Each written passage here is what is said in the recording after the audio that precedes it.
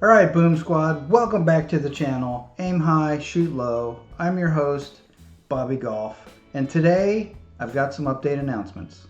First, I just joined Turkey Creek Golf Course, where I film most of my content as a member, and I'm really excited about it. I've also officially got a new club in the bag, a new putter, which you'll see in upcoming videos. It's the Cleveland Huntington Beach HB Soft 2. I think it's model 11, but it's a broomstick putter. It's really important for me to be more upright in my putting stance because as much putting as I need to be doing and practicing, that bent over hinge in my back, no bueno. I need to be as upright as possible to achieve the goals I want to achieve, which I'll talk about in this video in a little bit. I affectionately call it the boomstick. First putt I made with it was a 50-footer. Drained it. Didn't make another putt after that. So I want to introduce a new series to the channel. It's basically me documenting my actual handicap. If you look in the background of the screen here, you'll see my current gen information. 6.1 handicap. But if you look more closely, there's a lot of scores. Let me move it down. Go this way. From 2021. When I was fresh off of back surgery and thinking I was ready for golf, I really wasn't ready for golf.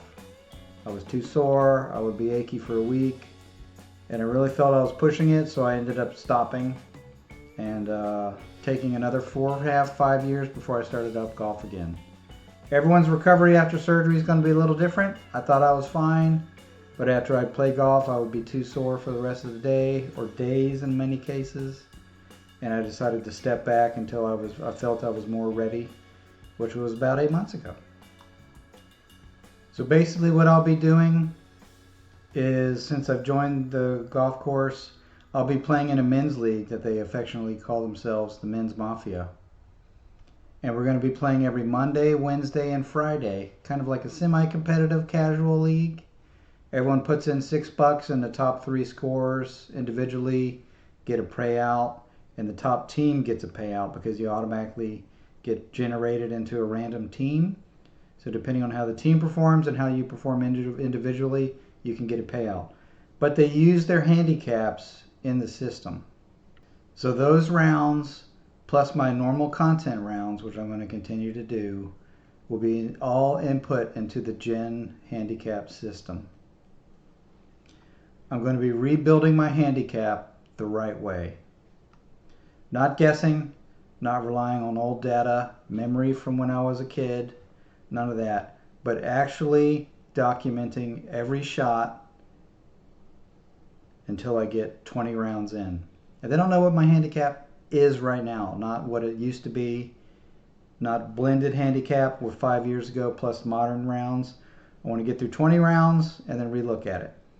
So every week I'll be playing at least 3 rounds of 18 holes, Monday, Wednesday, and Friday.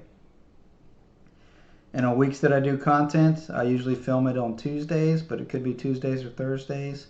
Possibly Saturday or Sunday if I go to my parents' house to play golf with my dad. But I might have 3 full rounds to input into Gen, plus a content round for YouTube. But I will also do a weekly update or a sit-down video like this where I'm going over it, where I'll talk about the 3 scores that I entered, what I learned about it, how it affected my handicap, and thoughts from there. I imagine there's going to be a little bit of volatility at first. So this 6.1, while it looks good on paper, I don't think it's accurate. Might be better than that, might be a little worse than that. I'm just not sure. So what I'm going to do is I'm going to post them all and we'll go from there. It's going to be a little varied at first. Possible some volatility with some numbers that I shoot. I'm not sure. I'm just going to post them. It does nothing for me to lie about any scores. As I've done since I've started the channel, I've done accurate representation of what I'm playing at. Yes, a 6 can break 80. A 15 can break 80. A lot of people can break 80. It doesn't matter what the handicap is. And there's a lot of misconception about a handicap system, and I want to try to cover and bust one of those myths every update video that I do. As an example, I'm showing a 6.1 handicap. That does not mean I go out and shoot a 78 on a par 72 every single time. It is not an average. It is a reflection of what should be your best. So if I have a really good day, my best round in 20 should be a 78, roughly, right about there. The other rounds will be higher, as expected. You should roughly hit your handicap score, your handicap level, about 1 in every 5 or 1 in 6 rounds. So if I shoot 6 rounds, I should get a 77, 78, 79, something like that. And the others will be varied a little bit higher, 82, 84, 86, 88. I hope not that high, but you never know. It's all about variance and volatility. So it's an accurate representation of your potential, not your average. So it's really going to make a difference that I'm accurate for this, because I need to know where I stand so I can improve to meet my goals. So one of my goals is to do some qualification tournaments for the U.S. Senior Amateur Championships, which I've got some time. I've got plenty of time. That's going to be when I'm 55. I'm currently 48. I'm an August baby, so I'll be 49 this August. So I've got about 6 years and a little bit more to get ready for that. But even more potential, more difficult to get to is I want to do some qualifiers for the U.S. Mid-Amateur, which I think is a 2.8 handicap is what you need. I'm not 100%, but I think it's 2.8. And what people don't realize is the lower your handicap number, the harder it is to find those shot savings. So it really matters knowing what it is, identifying weaknesses in your game, and then attacking those weaknesses with good practice and moving forward, making progress. So the first step is to achieve the actual handicap so I can begin chopping down strokes. So the point of this series is me identifying what my handicap actually is, but it's something that you can also do. So all you need to do is go to your local course, set up to be a member of the GIN, of the USGA Handicap System. Handicap Information Network is Golf Handicap Information Network is what it refers to. I think it was $30 at my course to set up. You have a GIN number, and then you start tracking your rounds. It's only as accurate if you put every round in. Don't cheat the system. Don't put down a bogey when you make a double. Be honest. Be verifiable. Be accurate and true to yourself. This is what it's all about.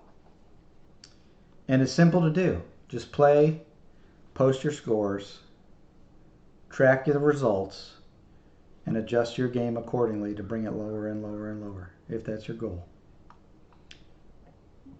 Which is what I'll be doing. It takes 20 rounds, and of those 20 rounds, they utilize your best 8 scores to calculate your accuracy, or calculate your handicap, I guess, so to speak. So roughly in the 6 or 7 rounds that I've got documented, they're calling me a 6.1. So we'll see going from there. Content's not really going to change. I'm probably not going to be calling it the breaking series for a little bit. I'm just going to be calling it handicap development or something. Playing honest, truthful rounds. Trying to do the best I can. Eliminate bad strokes and not focus on hero shots, but focus on strategic play and getting better and better and better. So I'm not just going to willy-nilly this. I'm going to try to do the best I can for every round, but you're going to see honest results and honest golf.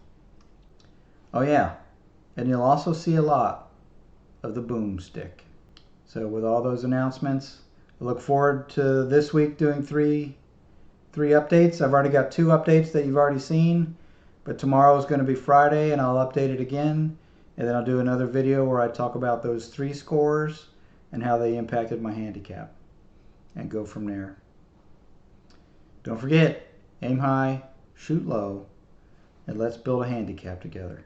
Have a great day.